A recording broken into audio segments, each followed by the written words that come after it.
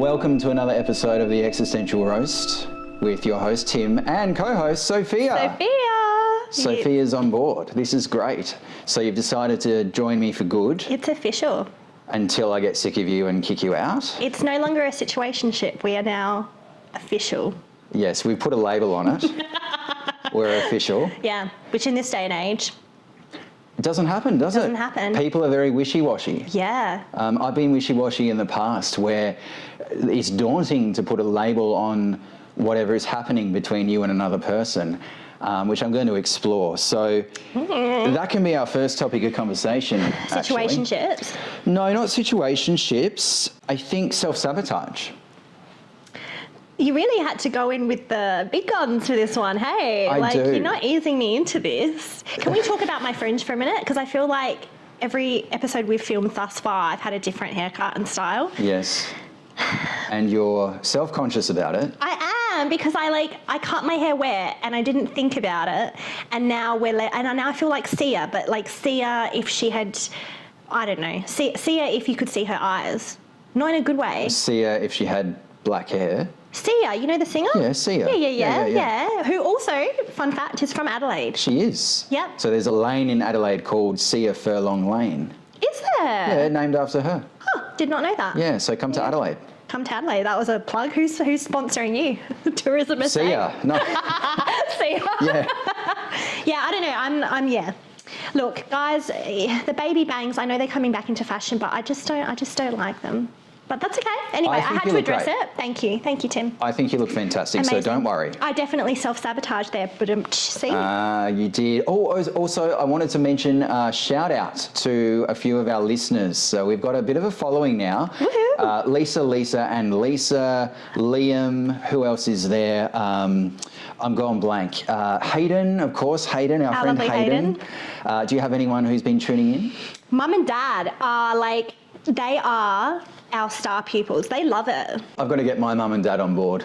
100%. See what happens. 100%. Family and friends. Thank you for tuning in. Really do appreciate it. Please share with your friends, like on Spotify, follow, give us a review, 5 stars, whatever. It really, really helps us. So 100%. We appreciate it. So Lisa is a friend of mine. I've met her once, but she's great, okay? And she sent me a few questions or topics of conversation that I thought were really, really interesting and I wanted to talk to you about. Amazing, let's go. So the first thing she wrote to me was understanding vulnerability and how not to self-sabotage, which I've written a few thoughts about that I wanted to share with you, if you'll bear with me, because I have a lot of thoughts on self-sabotage.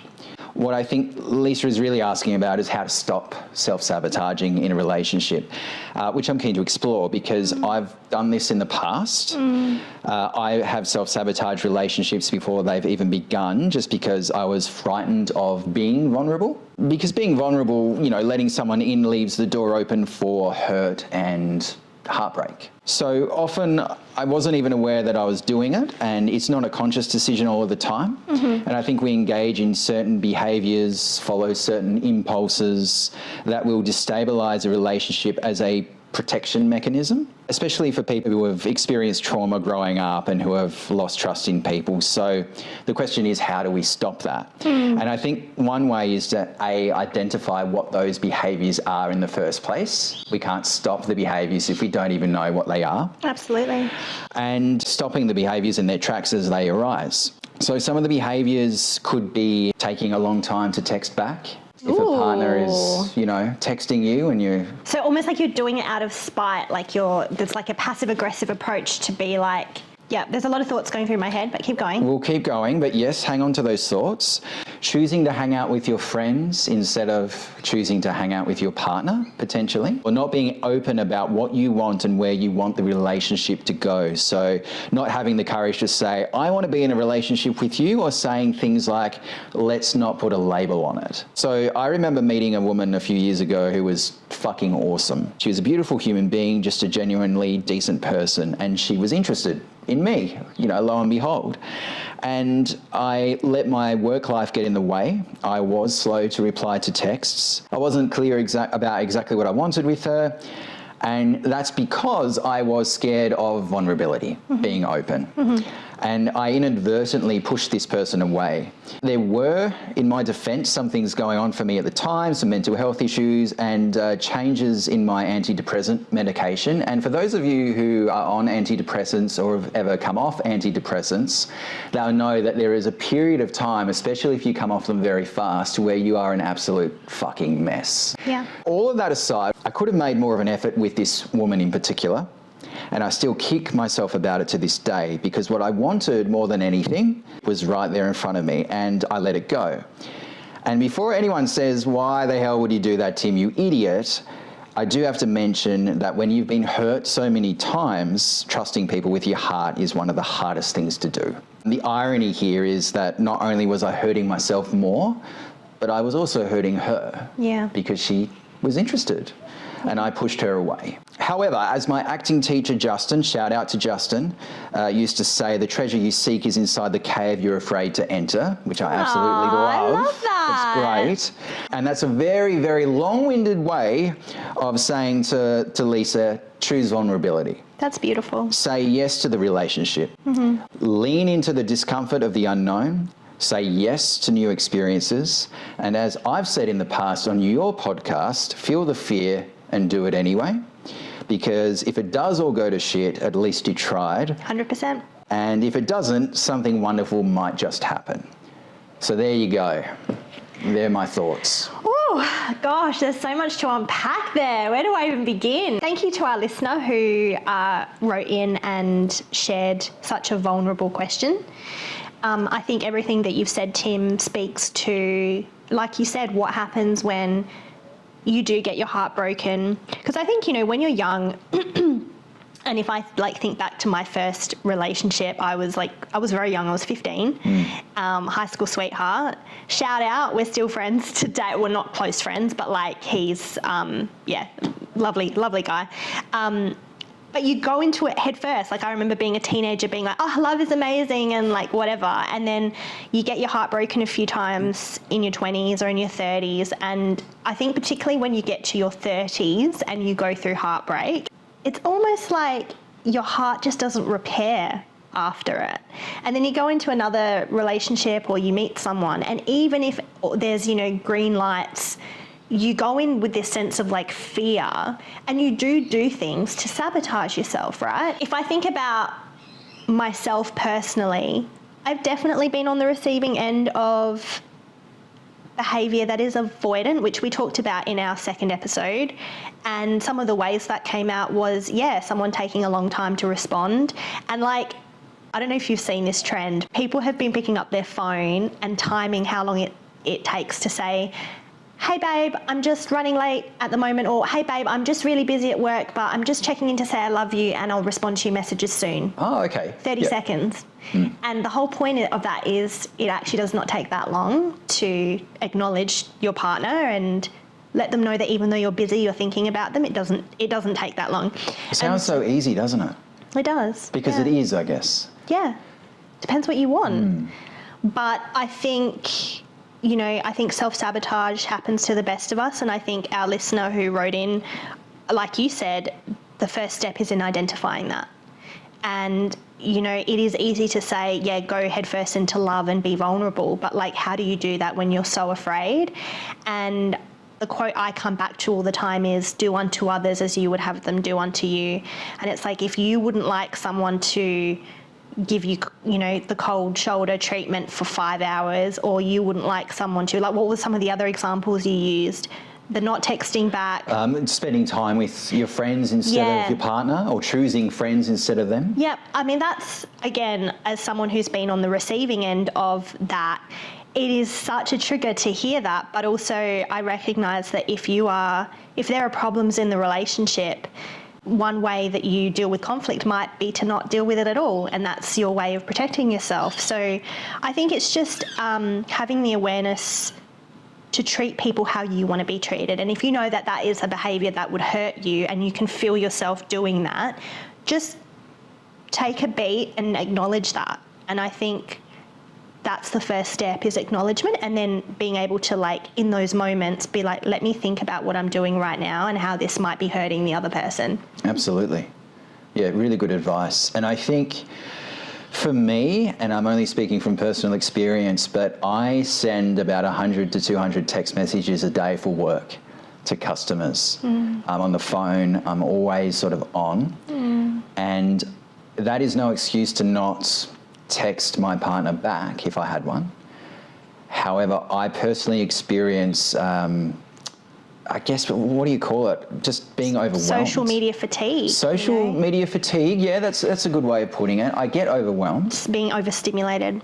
Yeah. I have a friend, and he's a good friend, but he'll text me all the time. It's like a train of thought. He'll text me what he's thinking, what he's doing, what's going on in his world. And I know if I reply back, it will initiate a conversation that might go on for an hour. So do you sort of sometimes just avoid that conversation? Yeah. Sometimes I don't reply, even though I have time to, because I know if I start, and it's often deep philosophical conversations. Every time? A lot of the time, yeah. Okay. And it's not that I don't want to have those conversations with him, but I know I don't have an hour to put thought into that sort of a conversation. So I'm very much let's catch up and speak in person as opposed to having this conversation over text. I hear what you're saying. I agree with what you're saying. It only takes 30 seconds to say, hey, I'm really busy. I love you. I'm thinking of you. Can't talk right now.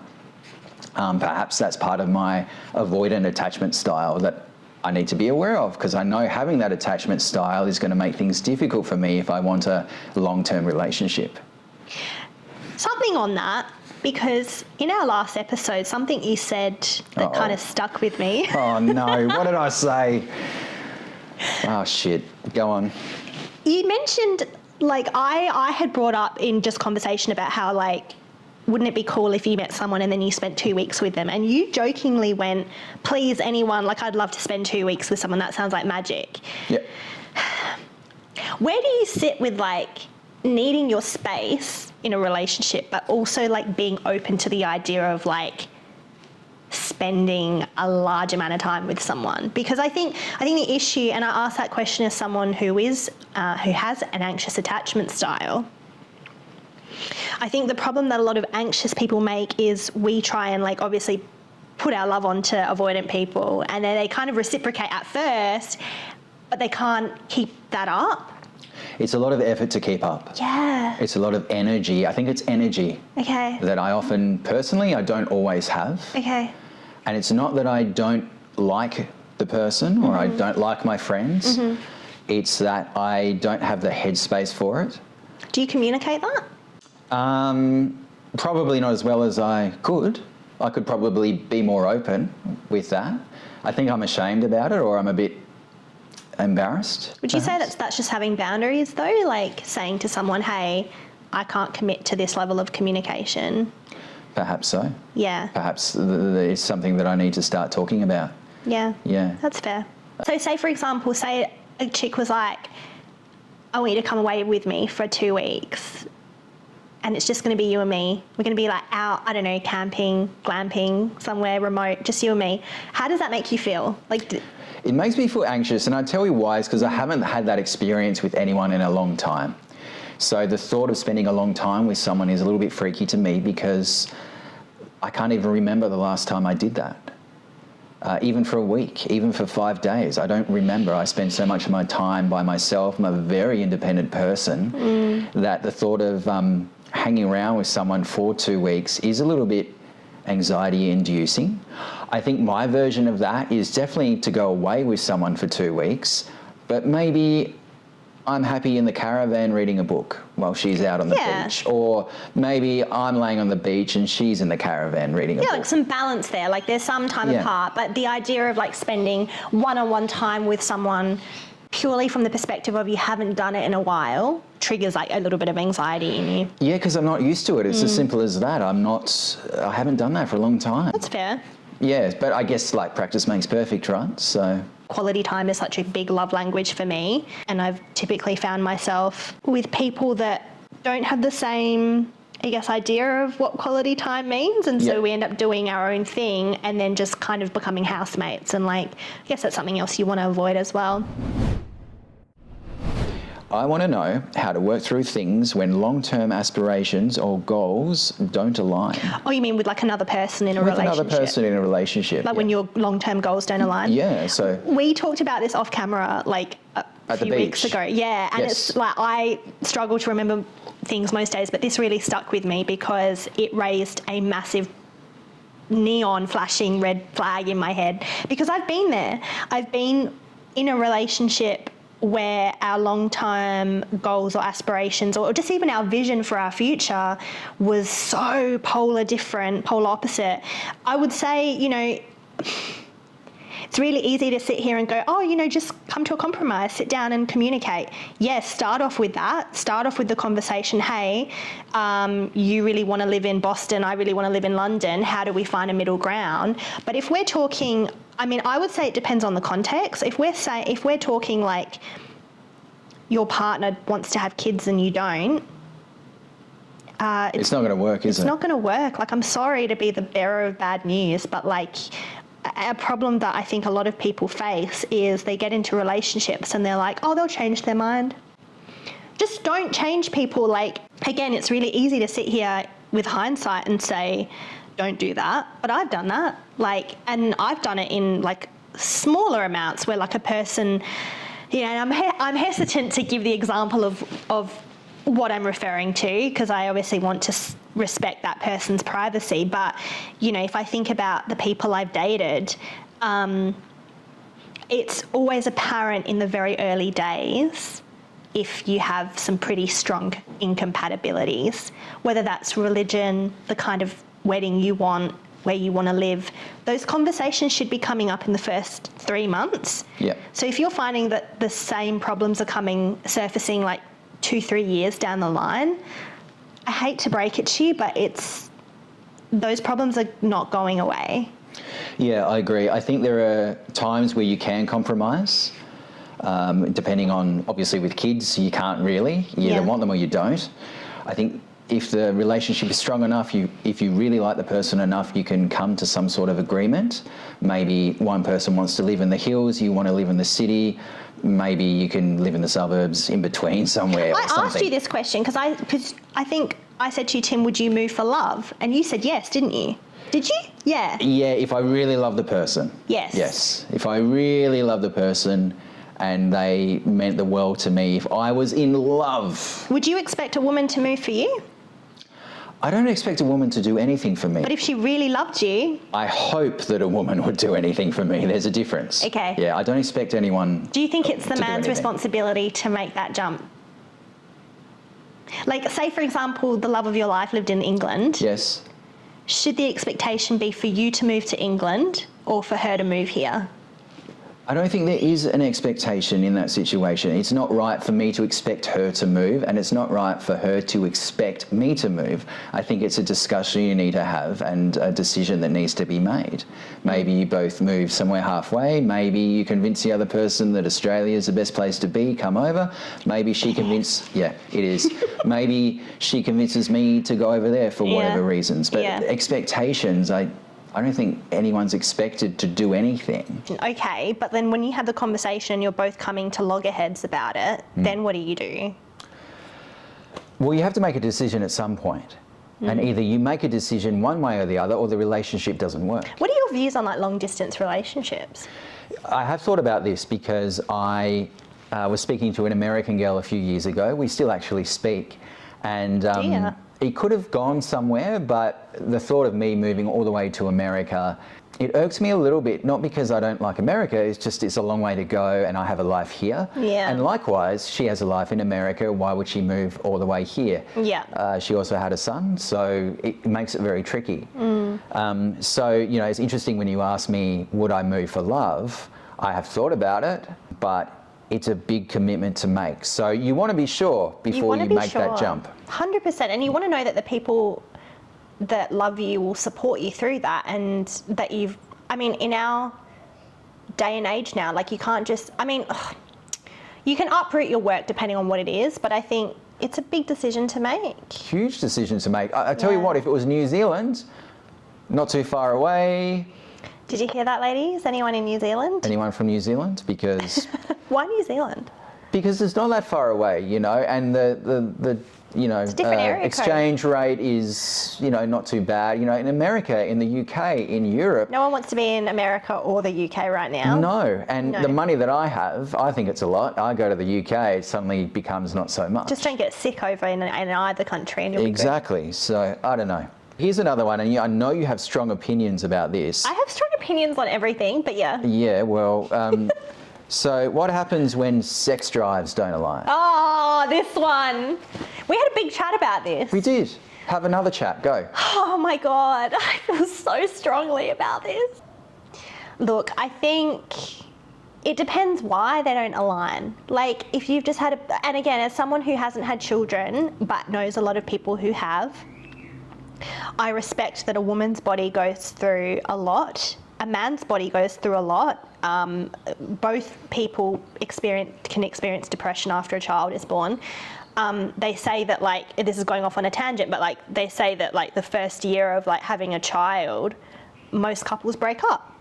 So you factor sex into that, you're not going to be feeling very sexy when you're, you know, going through that. And I've definitely had moments in life where my sex drive has changed, like when I had my hip replacement, no one was coming anywhere near me and I was in a long-term relationship then. Why do you look so like... I just don't know why hip replacement would be a turn-off. I mean, look, some people are into that, but we're not speaking to that because that's a fetish. That's another conversation. I think it really depends why your sex drives are misaligning. If it's dependent on, you know, like I said, you've just had a kid, you've just gone through a major life surgery, you've just lost someone. We, as humans, our moods in general, never mind sex drive, like our moods are going to go up and down and up and down. That's just the nature of life. Yeah, sure, but what if there isn't a big life event? What if there are no kids, it's just one day, one partner says, no, not feeling it, not in the mood, and it happens again for the next week, and then the next week. And then weeks turn into months, and then months turn into years. Yeah, and there's no real reason, obvious reason anyway. What happens then? The person doesn't want to sleep with you enough. Like, I'm sorry, like, again, it's very hard for me to answer this question without speaking about my own personal experiences, but I have experienced this, and it can really erode away at your self-esteem. Yeah. When your sex drives don't match, because if one person wants it more and the other person doesn't, it can be a constant rejection, or it can feel like constant rejection, and that's really dangerous. So I would say, look, with anything in life, with any problem you're facing with your partner, talk about it, try and come up with a plan. I read a book like years ago now. I think it was called The Bead Jar. Okay. Hear me out. I'm gonna laugh at this one. So the concept is to take the pressure off of having sex off the table, because I mean, talking about sex outside of the bedroom, it's not sexy, and I think putting that pressure on your partner, it's when you've been with someone for a long time, you do need to get innovative. But the bead jar concept is, instead of telling your partner you want to be intimate with them, you pop a bead in a jar next to the bed, okay?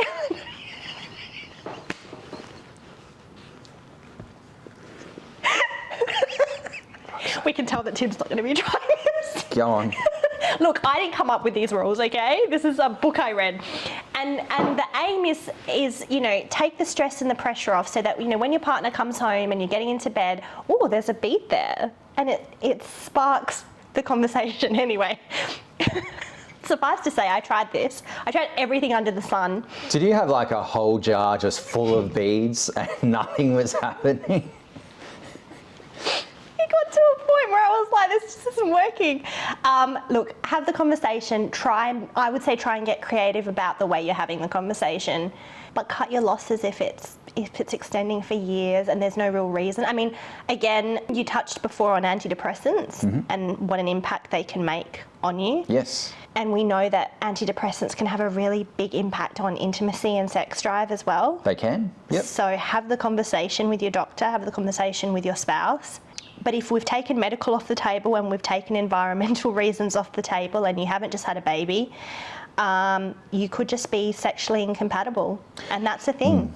So AbbyMedcalf.com says, The person who wants more sex often feels rejected and angry, while the person who wants less sex often feels pressured and resentful. She says, don't take it personally.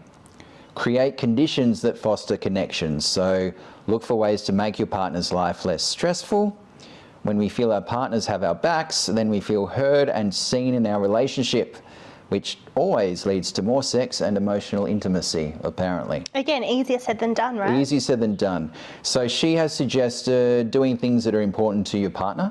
So I'm guessing doing things that are important to your partner who isn't wanting sex to warm them up. And when I hear that, I think, you know, a lot of people, including Esther Perel, say like intimacy begins outside of the bedroom, for women particularly. Okay. So like if you live with your partner and they're not helping you with the dishes and you've been doing all the laundry all day and then they come home and they expect sex, you're not going to want to do it. Yeah, totally. Absolutely. And what else did she say? Prioritising your partner and their needs over work, kids or other family members? Okay.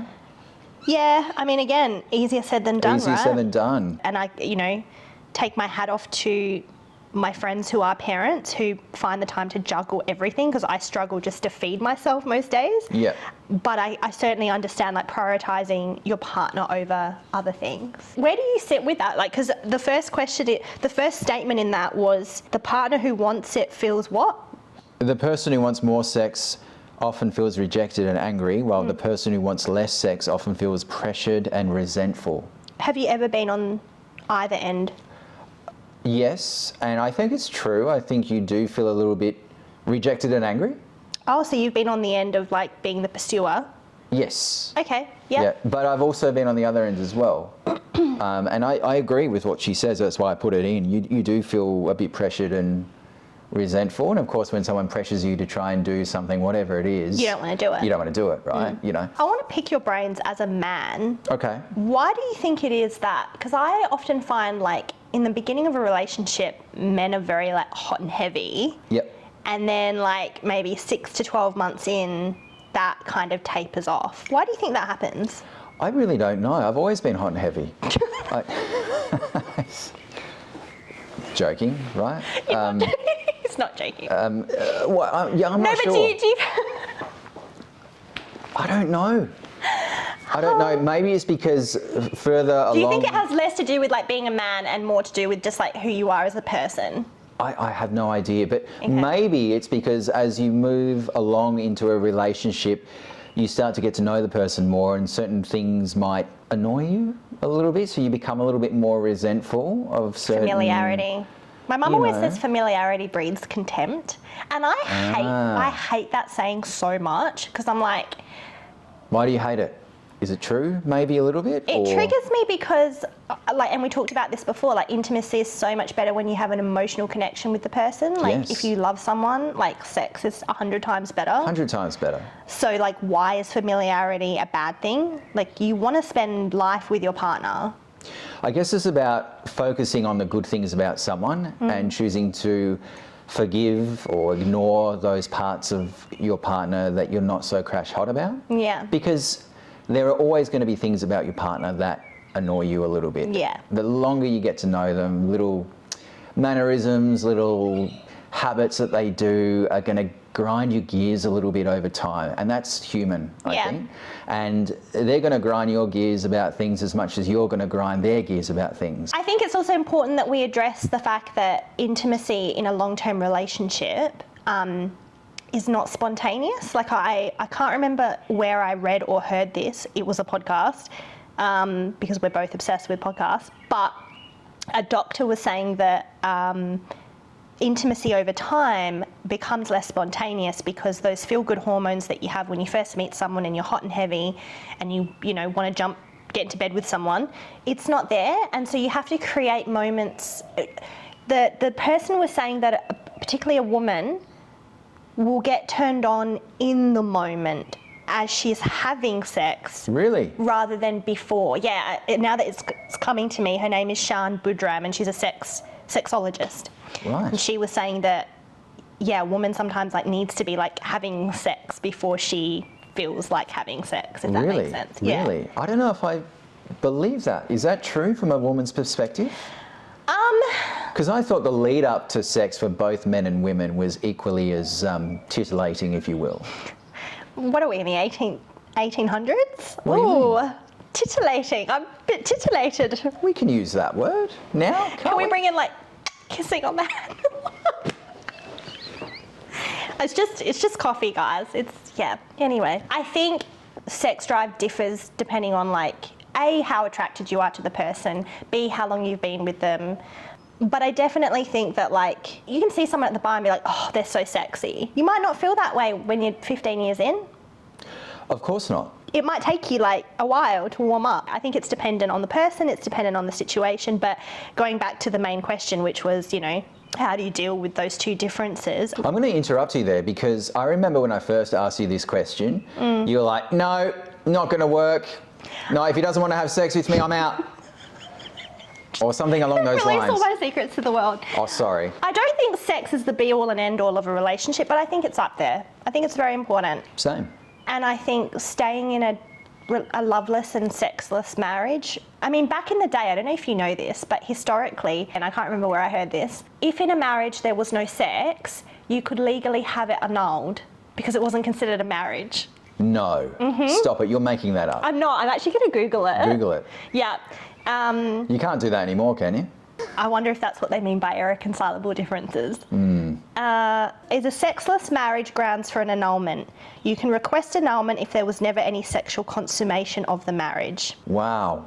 So there you go, kids. I would say if you're not having sex with your you're- husband or wife. In other words, what Sophia is saying is if you're currently married and you're not having any sex, your partner is refusing sex, you can get an annulment. Imagine how many divorces we've just we've just broken a few people up, I think. We've just broken people up. Look, you know what? I think sex is such a personal topic, and this is me being really PC, but sex is such a personal, individual topic that I think you and yourself need to decide what you are and are not willing to tolerate in a relationship. That could be sex, that could be lack of emotional affection, that could be, spending every weekend together or spending every weekend apart. What are you okay with? What are you willing to compromise on? And sex, for some people, they're not willing to compromise on that. So I know you have strong opinions about this one as well. Is a man who has heaps of female friends a red flag? Discuss. Yes. Why? It fucking is. Because, okay, look, context matters. I've got so much to say about this. Go on. Who are these women? Like, are they... As a man, why do you need so many women around you, and in what context do you need them? Like, I think... Are you asking me personally? No, or? not you. I mean, I will in a minute. But I think in your case, it's understandable because of your industry. I think as a photographer who's shot so many models, that is pretty stock, parcel, standard, whatever. The men I'm dating are not professional photographers, so it's like, no, why do you need 19-year-old OnlyFans girls and 50 of them on your Instagram? Like, why? Number one. Number two, context really matters to me. Like, I think men and women can be friends, obviously, like we're an example of that. But I don't have 50 friends like you that are male. And if I got into a relationship with someone, my partner would be my first priority. And I think my issue with it is that I've dated people who've had lots of female friends who they've had like an emotional investment in, like people who would call them at 11 o'clock at night to complain about their problems. Like, I'm sorry, but like when you've got a partner, that person needs to come first emotionally, from an emotional perspective. Otherwise, what kind of emotional bandwidth do you have? Going back to your point about like, you don't have time in your day to respond because you're so overstimulated. Yep. If you've got like 10 female friends all wanting you for whatever reason, whether that's emotional support or like gratification or validation, where's the time for your partner? My second like response to this is, how many of those friends have you slept with? Because I'm sorry, like, and you and I have very different opinions on this, but I think once you've shared fluid with someone, you can't go back to being friends with them. Like, I don't agree with sleeping with your friends. It never ends well. I think there's an invisible tie that you always have, and I just think it's disrespectful. So, okay, let's say I have 4 or 5 female friends and you and I start dating. What do I have to do to make our relationship work? Because those friends, and I can name them for you, they're real people. Yeah. I have a really strong connection with them. I've known them for years. How many have you slept with? None. Okay. But we have a very strong relationship. We have, we're good friends, I think it's all well and good to have strong connections that you hold on to. I think people come into our lives for a reason, and it's not fair to kind of remove people from your past just because you have a partner. Yep. But I also believe that boundaries are really important to maintain. So Sure. So do you think that's something you should discuss at the beginning of the relationship or pretty early on in the relationship? I think so. I think transparency as well. I, have dated people where they want to introduce me to the boys, but they don't want to introduce me to the girls. And it's like, why? I think you've used the word strong a couple of times now, and that concerns me. Like if you've got you're like, I have a strong connection with, my female friends. My brain automatically goes, well, strong in what sense? Like, are they calling you up at 11 o'clock at night? So what if I said, I'm thinking of one friend in particular. So this friend I've known since I was 13, we'll say, and there's nothing between us. But sometimes she turns to me for emotional support. Sometimes she's having a rough day or a rough time, and sometimes I turn to her for emotional support. Yeah. Because we're friends.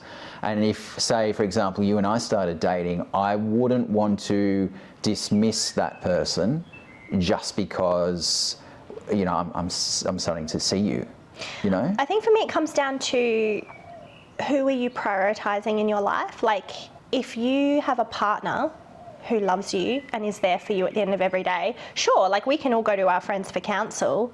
The advice my mum gives me is going to be different to the advice my best friend gives me, is going to be different to the advice you give me. You've said it before, we have certain needs that are met by different 100%, people. 100%. But I would want my partner to be my best friend. Sure. So if I'm having a rough day, I might give you a call. But if my partner's there and they're seeing me go through this, why am I not turning to them as first priority? If your needs are not being met in your relationship emotionally, that you need to outsource constantly, I'm not saying, you go through a big life event. Like if something happened to me, let's say I was in a relationship, something happened to me, of course I would want to tell you about it, right? Like, you're my friend, I care about you, I would want you to know. But if I had a boyfriend and my car had broken down on the side of the road, or I was having a mental breakdown, I'm probably going to call him. It's funny because there's a lot of schools of thought now that say that men and women can't be friends at all.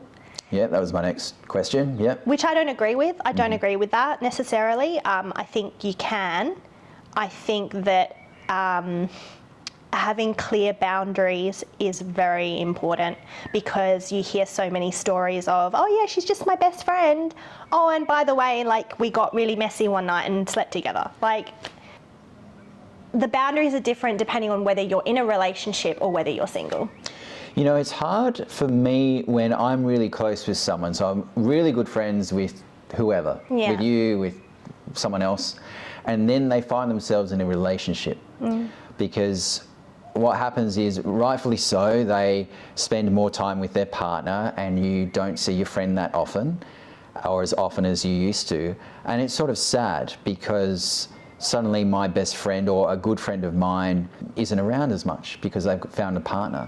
And I'm not the only one who thinks that way. I know people have said the same thing to me, like, oh, me and so-and-so were great friends and then they got themselves a boyfriend and now I never see them. I've had that with my female friends. Yeah. And it's almost like a death of the relationship. Yeah.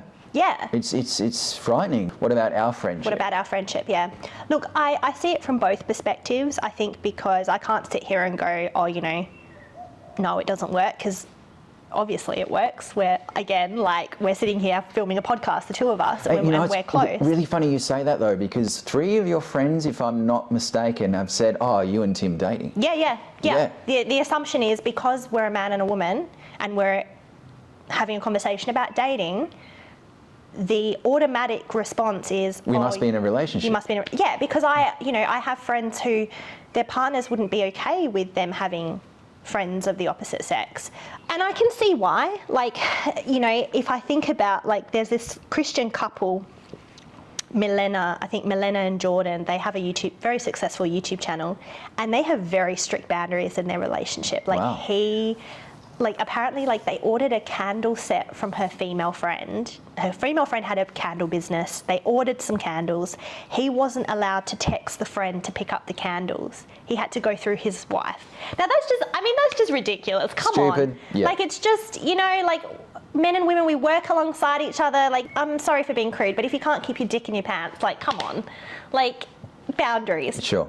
Like, if you had a girlfriend, and if we think about, like, your childhood bestie, would your girlfriend be okay with you, like, hanging out on the couch with your childhood bestie, eating popcorn, watching a rom-com? Well, I don't know, because I haven't met her yet. I mean, she might not really care. I guess it depends also, I don't know how you feel about this, but how secure they are within themselves and the relationship. If you trust your partner enough, I feel as though you should be able to let them go and hang out with whoever they want, because you know that they're going to come back for dinner, so to speak. Yes and no. Like, yes, there's having trust in your and confidence. I think what you're speaking to is, like, having a really strong sense of self. Yes, yep. But I think there's also boundaries in a relationship. That's fair enough. Look, again, I just think it comes down to transparency. Like, any person that is important to you, that you love, you should want your friends to meet her. Like, if you got a girlfriend tomorrow, I would want her to come over and be like, hey, this is Sophia. Like, we're good mates. We film a podcast together. And there shouldn't be any awkwardness about that. It should just be, this is my circle. I think it just becomes problematic when there's secrecy involved, when the boundaries get crossed. And boundaries for you could be like, I don't want you sleeping over at a guy's house. I don't care how close you are to him. Well, that's fair enough. And you know what? I agree with you on that front, because if my girlfriend said, oh, I'm just gonna sleep over at Steve's house, like, who's Steve? come on, like, really? So question, so I as someone, get that. so as someone who does have a lot of female friends, if your girlfriend also had a lot of male friends, and also, let's just say they were really good looking, and she, would go out for dinner with, Steve or Mark on the weekend, at what point are you like, no, that's not okay? Yeah, look, I think I would feel a sense of jealousy and concern, and I'd be worried. It would play on my mind, I'm not going to lie. At what point would I say that's not okay? I'm not sure. Because I still feel as though it's not my place to tell anyone, including my partner, who they can't hang out with.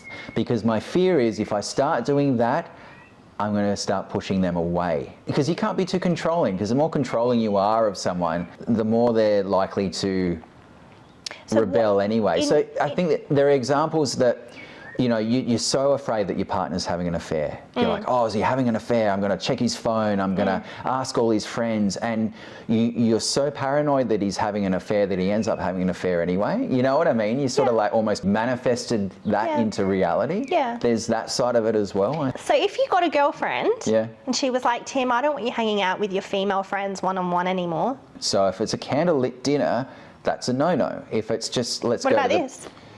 This isn't a candlelit dinner. We're filming a podcast. Yeah, but there's a lamp.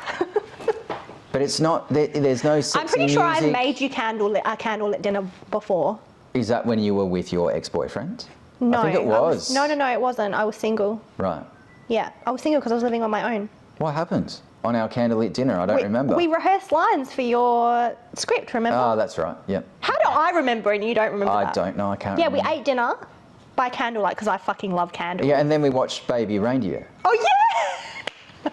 So romantic. There was, I think that just destroyed any chance of anything happening. Nothing was going to happen anyway. I know, but if it was, it wasn't, because fucking Baby Reindeer. So, no candlelit dinners, but if you do it with your mates, watch Baby Reindeer. My issues with female and male friendships skyrockets up when the other person is single. So like if my boyfriend has lots of 5 single beautiful girlfriends, I'm like, what the fuck? Whereas if she has a husband and he's out playing golf and they're hanging out, sure, whatever, she's married. I mean, it doesn't stop anyone, let's face it. True, But I like, see your point. I think I've had friends in the past who I've wanted more with than just friendship. And did they have partners? No.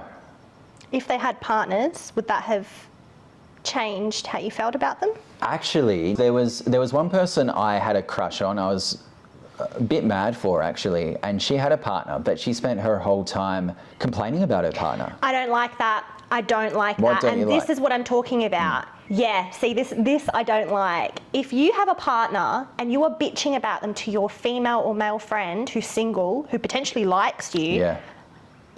you're standing in the kitchen making the cake. Yeah, and she I think she knew that. I think she loved being wanted, very attractive. She loved attention, and that's fine. But I was led to believe, whether because I'm a bit gullible or whatever, that she may have liked me. And she complained about her boyfriend all the time. In fact, from as far as I knew, the relationship was on the rocks. That's how she made it sound. So of course, single me, who really liked this person, was thinking, hey, maybe I'm in. And I did genuinely like her. It's a can of worms. It's a can of worms, guys. And I don't think there's a clear answer.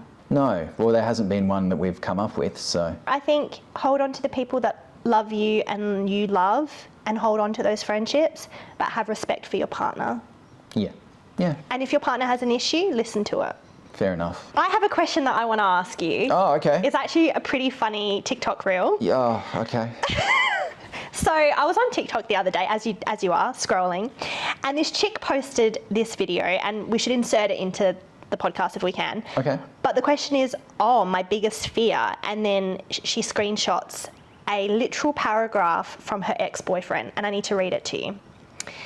Hey, I know it's been 11 years, but who's counting? I just wanted to let you know I'm going to get married tomorrow. I just wanted to let you know, given our history and you being my first love, thank you for being there for me when I needed you. And even though it didn't go down how we planned, I really wish I would have looked at all the good you did for me and not just all the bad. I feel like I just cared too much about you to be able to handle all the rumours I heard to have you in my life. Of course, I still think of you on your birthday when I see that same car you used to drive, when I go to our favourite restaurant, and when our favourite songs come on. I don't know if there will ever be a time where your name will just mean a name and not all the memories that flood my head after it. I told my children about you and told them about the fun times, but also told them about the pain. I've watched your life through pictures for 11 years, checking in with your friends every once in a while just to see if you're doing okay. But anyways, I know we haven't seen each other all these years, but maybe it was meant to be that way so that we don't become drawn back to each other. Keep in mind, this guy's getting married, and I really hope you are happy for me. I mean, can you believe it? I'm getting married. I'm getting married tomorrow. Goodbye, my first love. Maybe in another lifetime. He sounds like a narcissist. Interesting. I hope you're happy for me. Let's talk about that. My acting teacher used to say, the ship has sailed and sunk. I love it. And I think the ship for friendship, the ship for connection or reconnection has sunk, and it's at the bottom of the ocean. And It's the Titanic. It's the Titanic. It's done. May this love never find me. Like, I'm sorry, but if it's taken you a decade and you're waiting the day before your wedding day to reach back out to me, I'm sorry, what is going through your... Like, if you ever got a message like that from your ex, what would go through your head? How would you even respond to that? You know, I think there's a secret part of me that would actually like it, believe it or not. Because it's like validation, right? It's validation. It's like, oh, someone's still thinking about me after 11 years. Winning. So, look at this guy. Don't listen to Tim, guys. That is toxic advice. It is toxic advice. Well, no, but honestly, I think a part of me would be a little bit chuffed. And then when I started thinking about it, I'd probably be like, well, that person needs to move on. I would hate to be the wife. Could you imagine, like, you're getting married and your partner's just like casually texting foot-long love notes to his ex? Yeah, it's just not appropriate. I think he needs to move on. He clearly has. He's got someone he's about to marry. But yeah, it's a little bit confusing as to why he is reaching out to her.